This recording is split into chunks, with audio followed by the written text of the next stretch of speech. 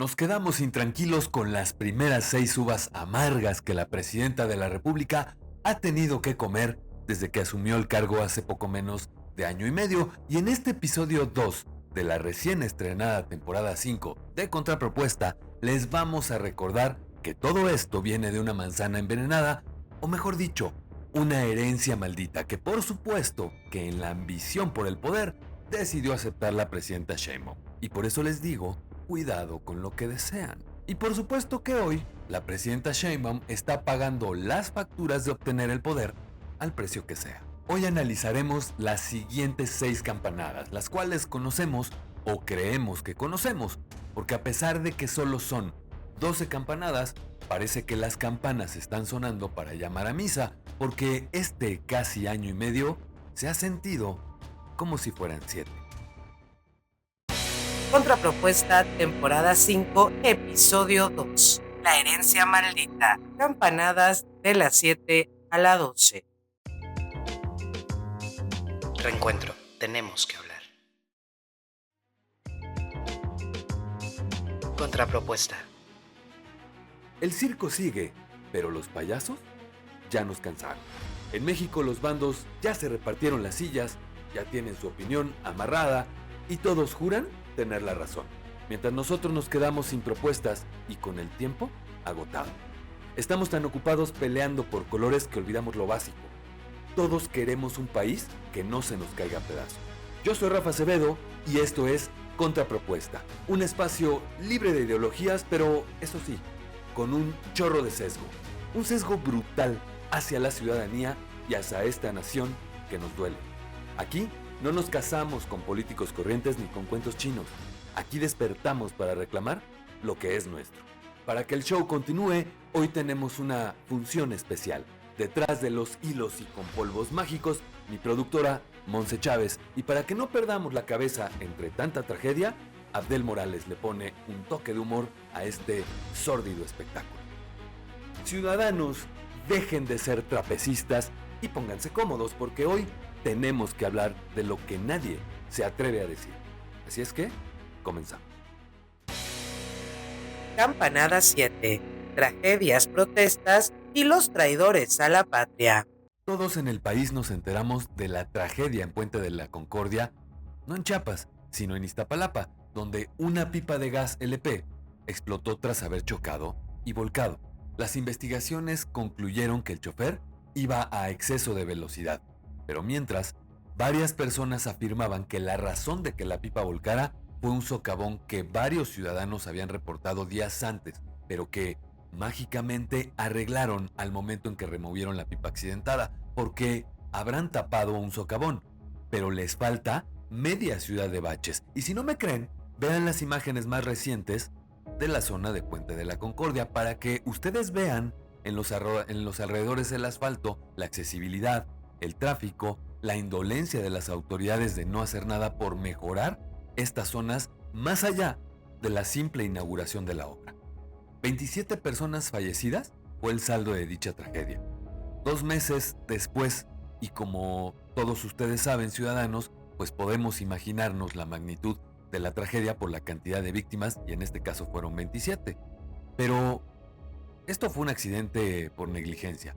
Las tragedias también se miden por su magnitud, y ese fue el caso de Carlos Manzo, alcalde en funciones de Uruapan, Michoacán, quien el 1 de noviembre fue asesinado en un evento de Día de Muertos que encabezaba. El sicario, tan solo de 17 años. Los escoltas de su seguridad, según las autoridades, están involucrados y en días recientes la FGR determinó que la secretaria particular del edil filtró su agenda. Secretaria que en la actualidad trabaja para la esposa de Carlos Manzo, quien fue nombrada en su lugar y después, por supuesto, de haberle hecho una visita a la presidenta de la República. No obstante, Grecia Quirós ha sufrido diversos problemas desde que tomó posesión, pues aunque han enviado fuerzas de seguridad federales a Michoacán y particularmente a Uruapan, hoy el municipio se encuentra en la zozobra, sobre todo porque la seguridad fa falta. Y el crimen, como las travesuras de Julio Iglesias, nomás no para. Lo cierto es que Carlos hizo su trabajo, lo hizo bien y lo desvivieron. Y recordemos que Carlos Manso logró ser alcalde de Uruapan por la vía independiente, gracias a un movimiento que todos recordamos, precisamente el movimiento del sombrero, con el cual obtuvo la mayoría de los votos de la población por lo querido que era Carlos. Y eso porque en Morena le aplicaron la de lástima, Margarito. Y si no entendiste esa referencia, muy probablemente eres generación Z. Y entonces, la marcha de la generación Z. Esta marcha, al igual que Emilia Pérez, ha sido polémica desde que la concibieron. Fue un grupo de jóvenes inspirados en la revolución de Nepal, donde un movimiento adoptó la bandera del anime One Piece como símbolo, organizándose en Discord. Y si no entendiste nada de esto último, es porque probablemente no seas generación Z. Así, desde una red social armaron su movimiento. Incluso lograron destituir al primer ministro e imponer un nuevo gobierno elegido y votado por la propia plataforma Discord, convirtiéndose en la eliminación de Big Brother más literal. Las razones para que esto pasara: la falta de garantías para que los jóvenes accedan a un mejor trabajo, nepotismo descarado en los cargos públicos, pues a quienes sí les estaba yendo bien era precisamente a los hijos de los políticos de Nepal, quienes en las redes sociales se mostraban millonarios y prepotentes, mientras el pueblo de Nepal sufría por varias consecuencias y varias carencias, y como siempre pasa, pues el dinero de esos niños millonarios salía de las arcas del Estado. Y ustedes díganme, ¿les suena conocido, ciudadanos? Pero sobre todo, cancelación de las redes sociales más importantes. Y con eso queda más que comprobado que si le quitas el internet a los jóvenes, vas a ver el mundo arder. Y como era de esperarse, la presidenta con A de Hadouken, Claudia, te voy a subir los impuestos a los videojuegos, Sheinbaum, descalificó tanto a la marcha como a los organizadores. Y en el oficialismo estaban desesperados por encontrar a los líderes del movimiento, quienes adoptaron la bandera, pero tropicalizada con un sombrero mexicano. ¿Y por qué les cuento esto? Porque el asesinato de Carlos Manso fue lo que detonó todo. Varios influencers pagados por el gobierno salieron a demeritar la participación en la marcha, como por ejemplo Bárbara Castillo Laborde, quien empezó a poner en práctica toda esa proactividad que le dejó la Universidad de Expansión y se dedicó a organizar una contramarcha con el fin de demostrar que la 4T tiene más poder, porque es lo que hace una buena trama de anime. El asunto es que Barbie, la Barbie ecuestre, es funcionaria de la 4T. Específicamente, trabaja en el INEA, o sea, en el Instituto Nacional de Educación para Adultos, percibiendo un salario raquítico, 40,000 pesos mensuales, mismo que no ganan todos los mexicanos, pero sobre todo sorprende que, siendo funcionaria pública, organice una marcha en favor del oficialismo y denostando, por supuesto, el movimiento de otros jóvenes con reclamos y causas legítimas como la desaparición de un familiar, o simplemente porque no quieren ser reclutados por el crimen organizado. Y sabemos todo esto de Bárbara Castillo porque en el Centro de Información Reencuentro nos dimos a la tarea de preguntar en la Plataforma Nacional de Transparencia sobre la participación de Barbie en el gobierno federal, o sea, que podría entenderse como el gobierno convocando a una marcha para la defensa del propio gobierno.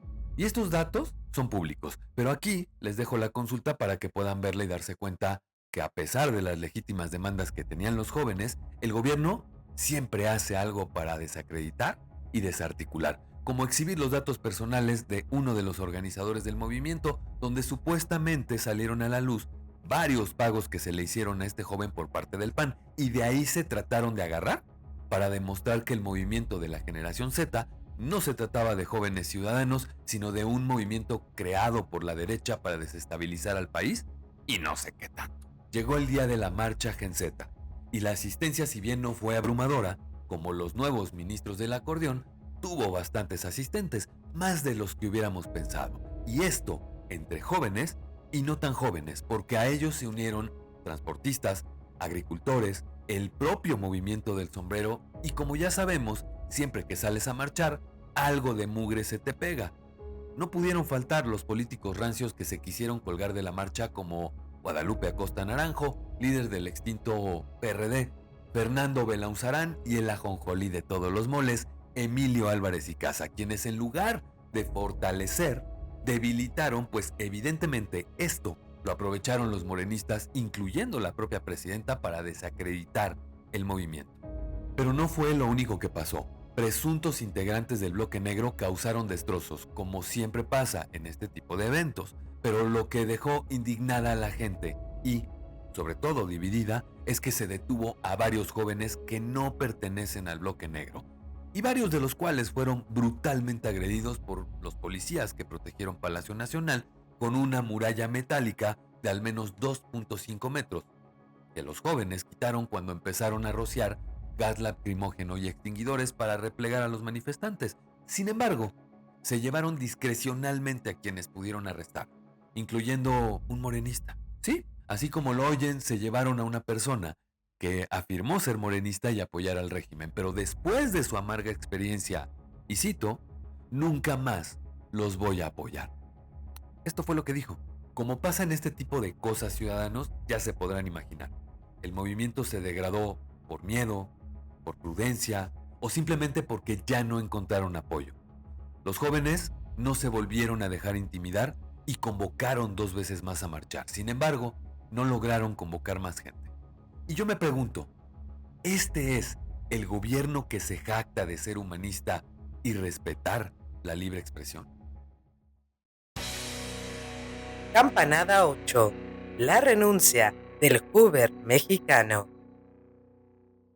Ciudadanos, todos ustedes saben quién es Alejandro Gertz Manero, anterior fiscal general de la República y primer villano de las películas de Harry Potter, quien se había desempeñado con lealtad hacia Andrés Manuel López Obrador. Manero, no Voldemort, usando su puesto para perseguir a sus enemigos personales. También Manero, no Voldemort, y obteniendo información sobre las marranadas de sus enemigos. Ese sí fue Voldemort, pero también Manero. Información o trapitos ocultos de ciertos políticos amigos suyos y que al final se reservó. Vayan ustedes a saber por qué. Pero finalmente, entre noviembre y diciembre de 2025 presentó su renuncia, quedando en su lugar, por supuesto temporalmente, Ernestina Godoy, anterior fiscal de la Ciudad de México, senadora, amiga y consejera jurídica de la presidencia. Y esa voz interior que siempre me recuerda que haga mi papeleo. Wazowski, no ordenaste tu papeleo anoche. Pero Ernestina no llegó solita. Con ella llegó a la Fiscalía Especial en Investigación de Asuntos Relevantes un genio incomprendido. Un personaje cuya brillantez le permitió hacer una carrera que le toma a la mayoría de la gente 4 o 5 años, como es la carrera de Derecho, en tan solo 24 horas, en una de las instituciones más reconocidas y prestigiosas del país, el Instituto Cúspide. Nada dice más fuerte, yo quería estudiar en el Instituto Cumbres, pero nomás no me alcanzó para el similar, Instituto Cúspide.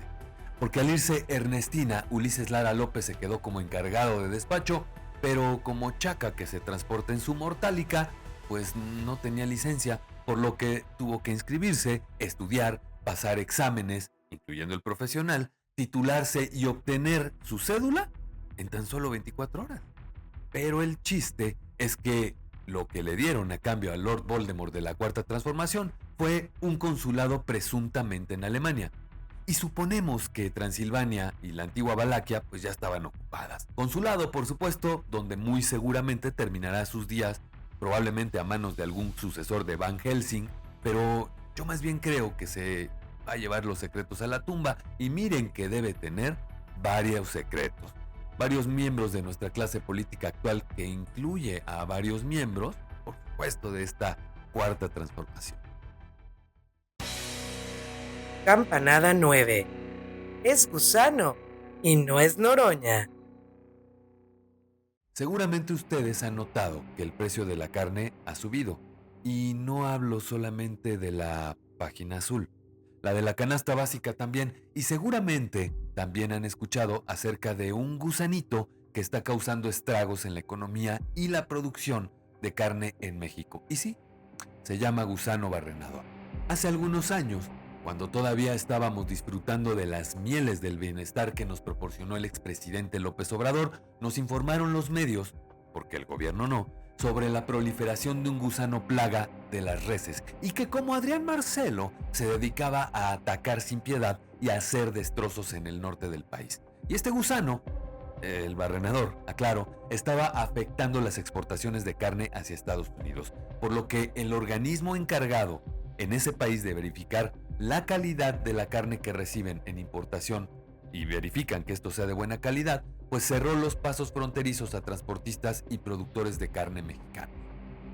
Luego vino la reapertura cuando bajó esta crisis, pero como si de la ley de Murphy se tratara, es decir, que todo lo que pueda salir mal va a salir mal, el problema creció y creció hasta que por las leyes de la oferta y la demanda de Adam Smith, el precio nos subió a todos los mexicanos, incluyendo los aumentos inflacionarios, lo que ha llevado a que cada vez sean más populares las milanesas de papel.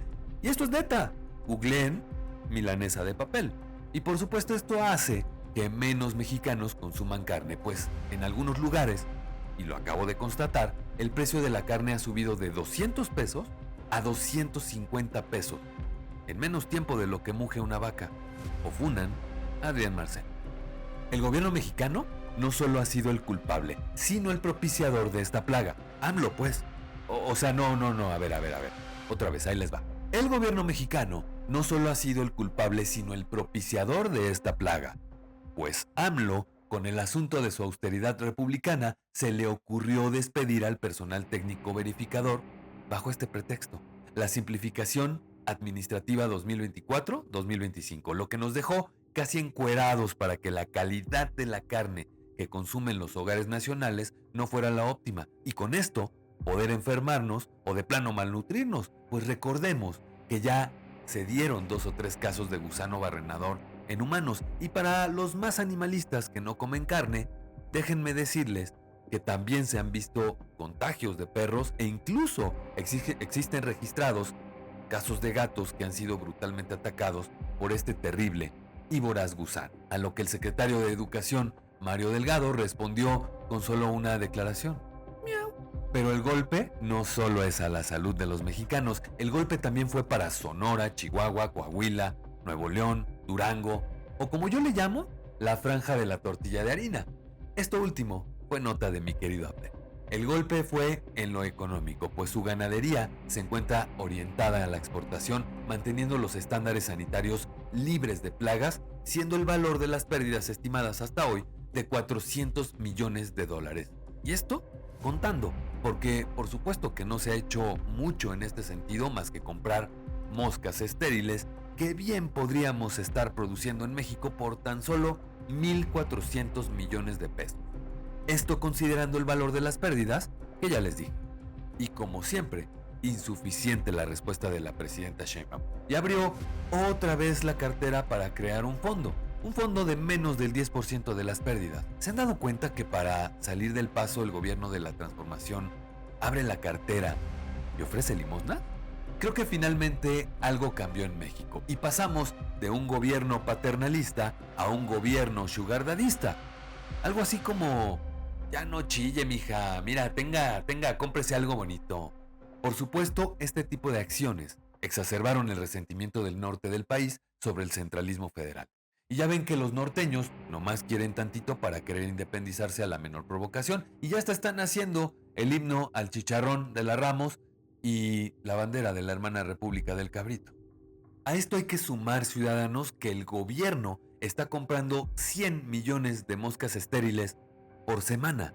Y sí, ya pactaron la construcción de una planta de producción de mosca a la que sugerimos que cuando se inaugure se le ponga el nombre Productora de Mosca Estéril Gerardo Fernández Noroña, que tendría un costo, por supuesto, altísimo como siempre, de 51 millones de dólares, que entrará en operación en julio de 2026. Y a ver si es cierto y no se ponen como con la refinería o con el tren y funcionan después de las 3 o 4 inauguraciones reglamentarias. Y por supuesto esta situación se pactó con el gobierno de Estados Unidos. Y claro que la mayor parte la está poniendo México, pues invertirá 30 millones de dólares en algo que bien se pudo arreglar antes. Pero como siempre, este gobierno tapa el pozo y ha ahogado el Andy, porque esto se pudo prever desde hace muchos años. O en pocas palabras, AMLO le dejó la papa caliente a Sheinbaum y dijo: y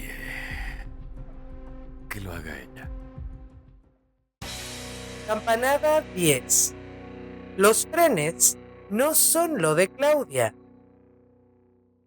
La línea 12, el tren Maya y ahora el tren interoceánico, el tren del pensamiento, el tren de Twitter, el tren Reznor y los que se sumen han sido la cruz de la presidenta con A de... ya se descarriló otra vez. Y es que recordemos que el tren Maya ya tuvo su estrenón, pues se descarriló... Perdón. Sufrió una proyección fuera de curso en un incidente de vía, y esto se lo adjudicaron a un error humano. Y en todo caso, el expresidente López Obrador se protegió y dijo que estaba raro lo que había pasado, sugiriendo veladamente que se había tratado de una cuestión intencional. Pero la historia se repite y parece una mala comedia, porque aún no se enfría el tema de la línea 12 y lo del tren Maya cuando amanecimos con un nuevo incidente de vía, pero ahora el tren interoceánico. Y esto sucedió el 29 de diciembre de 2025, solo que esta vez sí hubo gente muerta a los que quisieron silenciar con dinero. Y es más, les pidieron que no denunciaran ni hicieran declaraciones a los medios, y les dijeron también que el gobierno se iba a hacer cargo de todos los gastos, pero de lo que no se hacen cargo es de su responsabilidad para hacerle frente a un incidente que proviene de la corrupción y de la falta de controles, o si ustedes quieren, puede ser también consecuencia de hacerlo todo, como diríamos, al chilazo, porque primero está la narrativa y ya luego ven. Estas fueron las palabras de Amílcar Olán. Exacto. Otra vez Amílcar Olán, el entrañable amigo de los hijos de López Obrador. Y esto se los digo porque este angelito del señor Andy fue quien proveyó el balastro para todas las obras ferroviarias que desarrolló el gobierno de la Cuarta Transformación. Y si no lo tienen claro, escuchen esto. Al laboratorio hay que pasarle su mochada cada 3,000 metros cúbicos para que autoricen. No me han dicho tampoco. Para que autoricen y ya la... Aquí, cada 3,000 metros cúbicos ellos hacen un análisis del material como está llegando. Ajá. Entonces cada 3,000 metros cúbicos su mochadita para que den el palomazo que todo está bien. Okay. Ya cuando se descarrile el tren ya va a ser otro... Y sí, ciudadanos, ya llegó la hora del pedo, porque ahora sí hubo 13 muertos, 98 lesionados, de los cuales 36 son de gravedad. Y todo por comprar trenes en outlet de chatarra, porque compraron en 2023 3 locomotoras clase 43 y 11 vagones MK3 al Reino Unido. Pero no se preocupen, porque no dejamos sin trenes a Reino Unido. Ellos compraron unos nuevos, porque los que les compramos fueron sacados de circulación en 2023 porque ya habían cumplido su vida útil. Pero eso no fue todo en las magníficas e inteligentes compras del gobierno mexicano, porque también compramos 5 unidades SPB 2000. Con ese nombre, imaginen en qué año se hicieron. Y ustedes dirán, pues en el 2000, hace 26 años. ¿Pero qué creen? Esos modelos fueron fabricados entre 1978 y 1981 y fueron sacados de circulación por tratarse de un modelo no tan comercial, por lo que la jugada inteligente del gobierno fue aplicar la estrategia Tazo Dorado y rehabilitarlos como lo que hacía tu tía abuela con los frijoles acedos, echándoles bicarbonato y poniéndolos a circular con pasajeros mexicanos.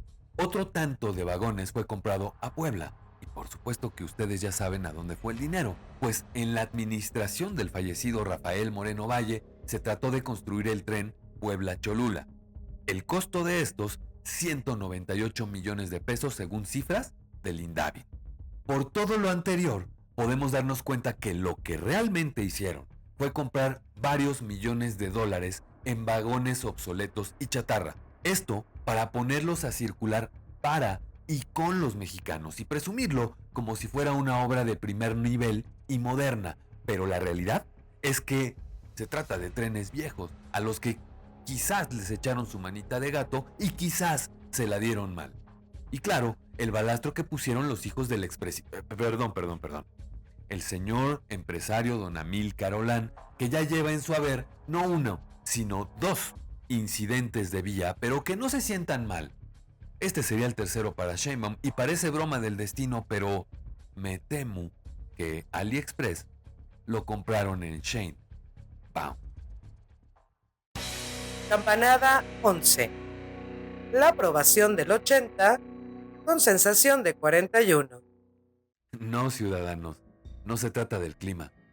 Como ustedes pudieron constatar, cada año desde su primer año de gobierno, el expresidente López Obrador nos deleitaba y nos presumía como relojito que él iba en segundo lugar en el estudio de aprobación de los mandatarios que emite cada año Morning Consult. En estos estudios, el expresidente mexicano estaba en segundo lugar, incluso el último año que salió este estudio.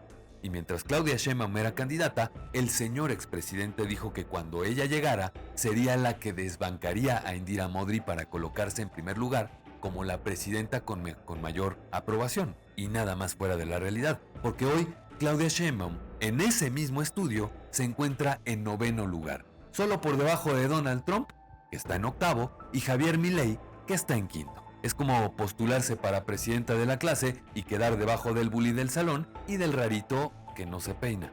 Y como era de esperarse, Sheinbaum no dio a conocer las cifras este año, pero las que sí presentó fueron las otras encuestas, que a decir de algunos están más cuchareadas que almohada de otaku, porque la ponen con casi 80% de aprobación entre los mexicanos. Y esos números no se creen ni aunque los presente Marco Antonio Regil y el Víctor juntos.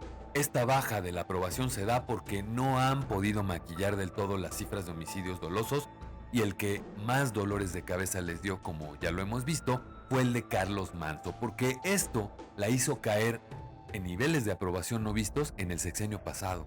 Hoy Claudia trata de levantar, pero como siempre les digo, se les está acabando el espacio para sus maromas, porque es imposible que puedan ocultar los hechos, es imposible que sigan ocultando que la economía está mal, y tenemos caducidad para una recesión, y es imposible que la presidenta siga ocultando las consecuencias de las decisiones de su padre político, quien ahora goza de un retiro en su rancho nombrado La Chingada en Chiapas, mientras que ella tiene que limpiar todo el desmadre del paso de la peor tragedia que nos ha pasado en años, el paso de Andrés Manuel López Obrador por la presidencia. Pero eso no es todo. El empresario Ricardo Salinas Pliego, el bully mi rey de Twitter y vato que no sabemos si tiene complejo de Electra, pero que sí nos consta que tiene un Electra en su complejo, o sea el tío Richie, aunque no se ha dejado ver como un contendiente directo para el 2030, sí ha demostrado que puede, o mejor dicho, que tiene con qué. Mientras algunos creemos que sería cambiar a Patty por Selma, es decir, solo se trataría de un cambio de dictadura que pondría en otra clase de problemas al país y a sus habitantes, pero, sobre todo, sería un gobierno que usaría todas las herramientas que ya les dejó la Cuarta Transformación para poder hacer el país como sus calzones. Y no importa si dichos calzones son de diseñador o taparrabos trueno, sin albur. Es decir, del pueblo, porque igual nos va a cargar el Pennywise a todos con uno o con otro hasta que no entendamos que lo que realmente se necesita es un gobierno de causas, un gobierno ciudadano. Campanada 12. Aranceles, Trump y lo que no pueden decir. Todos hemos visto que Donald Trump inició su mandato con una cosa muy clara: hacer lo que tuviera que hacer para hacer América grande de nuevo. El problema es que nunca nos avisó que se trataba del inicio de una doctrina que no toma a Estados Unidos como América, sino que se refieren a todo el continente, y lo han demostrado. Generalmente cuando le enseñas a un gringo lo de América, después de un rato entiende que su país tiene otro nombre a diferencia del continente, pero este cheto con delirio de grandeza se creyó que todo el continente es su territorio. Hace tan solo unos días fuimos testigos de la captura de un presidente de un país como Venezuela, y aunque nos alegremos o no por la detención de este personaje que a todas luces era necesaria, las condiciones en que se hizo no fueron tan diplomáticas, pues en la madrugada del 3 de enero, fuerzas militares de Estados Unidos, por orden de Donald Trump, entraron y bombardearon objetivos en tierra en Caracas, y como si lo hubieran pedido a Dominos, en menos de 30 minutos y bien caliente, Nicolás Maduro ya iba camino a Nueva York para ser juzgado por los tribunales gringos. Y esta es una nota de Abdel. La verdad es un problema grave la incursión y un tema muy serio, pero no pueden negar que es delicioso cuando un tipo nefasto y payaso, y también soberbio como el dictador Maduro, se la pasa toreando y diciendo: vengan por mí, y verlo caer pidiendo peace, please. Se disfruta un montón. Ya me desahogué. Palabras del señor Abdel. Y para varios venezolanos, ese momento fue un momento de júbilo, de esperanza, de sueños de libertad que se vieron frenados por el propio régimen de Maduro, pues, aunque capturaron al dictador, dejaron al mando a su segunda de a bordo. Y mientras todos creíamos que posiblemente Edmundo González, o en su caso, María Corina Machado serían puestos a cargo del país, resultó que solo cortaron la cabeza de la serpiente. Es decir, Donald Trump decidió que Venezuela quedara a cargo de la propia Delcy Rodríguez, vicepresidenta, quien al día siguiente ya estaba jurando como presidenta en funciones mientras regresa Maduro, que a mi parecer no va a pasar. Es como si en Star Wars eliminaran al emperador, pero dejaran en su puesto a Darth Vader intacto y con poder total. Sin embargo, no solo dejaron la continuidad del gobierno del dictador, sino que pusieron a alguien peor, menos sensible, más torturadora y como si fuera Game of Thrones, acompañada de su hermano. Ok, no tanto. El caso es que el hermano es presidente del Congreso venezolano y juntos van a llevar las riendas del país hasta que lo decida Trump. Pues cuando hablaron por teléfono, Donald le dijo a Delcy, que si no hacía lo que decía, entonces ella terminaría peor que su ex jefe, porque ya tenían planeada una segunda incursión para arrestarlos a ella y a otros miembros del gobierno presuntamente acusados de narcoterrorismo. Obviamente palabras sabias de alguien que quería ser reconocido como Premio Nobel de la Paz. Esto, como el recalentado de pavo que llevábamos comiendo 3 días, no cayó nada bien al gobierno de México, quienes reaccionaron de inmediato a la extracción de Maduro por parte de Estados Unidos y empezó a desgarrarse las vestiduras sobre condenar la violación a la soberanía del país del sur. Pero yo pienso que más que el que les preocupara o incluso que tuvieran razón, están corriendo como gallinas sin cabeza porque saben que varios políticos mexicanos, y especialmente de Morena, están relacionados o tienen negocios con el crimen organizado. Y como ejemplo, les pongo el de Don Barredora, o sea, Hernán Bermúdez Requena, quien fue secretario de Seguridad Pública del gobierno de Tabasco cuando Dan Augusto López, el primo hermano, era gobernador. Y continuó en ese puesto todavía después cuando Adán se fue como secretario de Gobernación y hasta el final del sexenio de AMLO, lo que nos hace suponer, porque es totalmente lógico, que el expresidente tenía conocimiento de que Bermúdez Requena comandaba un cártel llamado La Barredora. Y si no me creen, vean las notas periodísticas sobre la fuga de información llamada Guacamaya Leaks, donde se filtraron varios informes de la Sedena donde le decían a López Obrador sobre las operaciones de este personaje y sus ligas con el crimen organizado. Y por supuesto, AMLO no hizo nada, y mucho menos Adán Augusto, quien era el jefe de la política interna del país. Y ya hemos escuchado que a varios políticos mexicanos se les ha retirado la visa. Hemos visto desfilar a Marina del Pilar, a su esposo, hemos visto desfilar a Arturo Ávila y seguramente estaremos viendo desfilar a otros.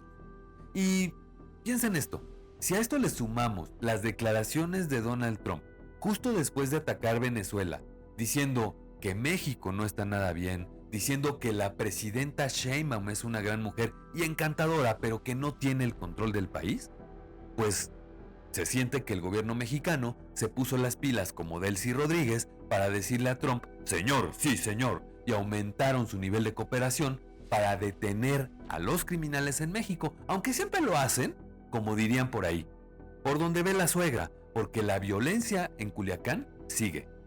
Como sigue en Tamaulipas, Guanajuato, Chiapas, el propio Tabasco, Estado de México, Colima, Jalisco, y si seguimos, se va a sentir como canción de los Animaniacs. Vaya, Mérida ya no es una de las ciudades más seguras, y mientras tanto, nos siguen dando a tole con el dedo, porque la presidenta dijo que van a realizar giras llevando la mañanera, jueves y viernes, a todos los estados con problemas de seguridad. Ya empezó, por ejemplo, con Morelos, ya empezó con Guerrero, y veremos en las próximas semanas a dónde nos llevan este circo. Acto informativo.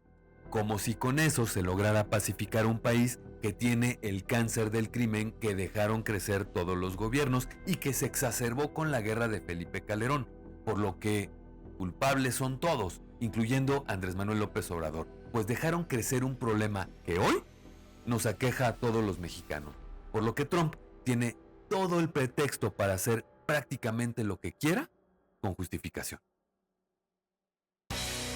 Ciudadanos, estas son las conclusiones del conductor.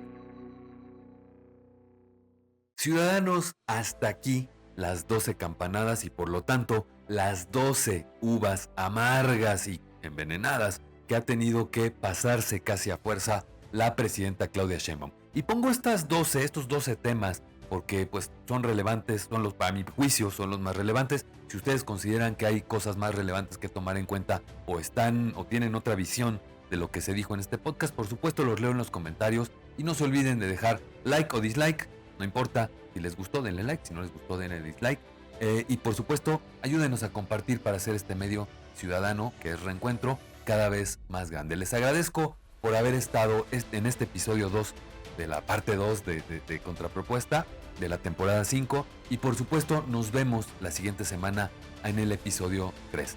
No se olviden que mañana sábado hay Mesa Ciudadana, vayan a YouTube, ahí vamos a estar, si podemos lo transmitimos también en TikTok, pero en YouTube seguramente nos van a encontrar aquí en mi canal @RAcevedom.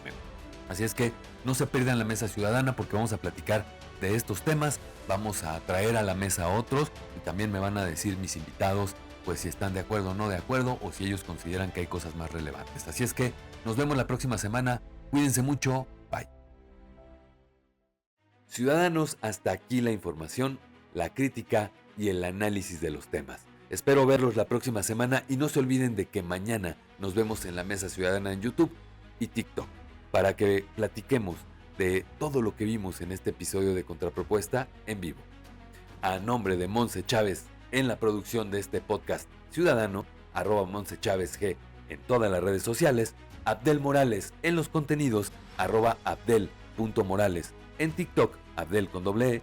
Yo soy Rafa Acevedo, @RAcevedom también en todas las redes sociales y les doy las gracias por haber compartido con nosotros un nuevo episodio de Contrapropuesta por Reencuentro. Reencuentro, Reencuentro XMX también en todas las redes sociales. Y no dejen de suscribirse a mi canal y denle like a este video, pero sobre todo compártanlo para que cada vez seamos más ciudadanos, haciendo más fuerte este medio, también ciudadano. Por lo que no me queda más que recomendarles que se abriguen bien, tomen vitamina C porque no hay vacunas ni medicamentos todavía y se abracen entre ustedes porque tenemos que hablar. Y más ciudadano que nunca, esto fue el primer episodio de la 5ª temporada de Contrapropuesta por Reencuentro.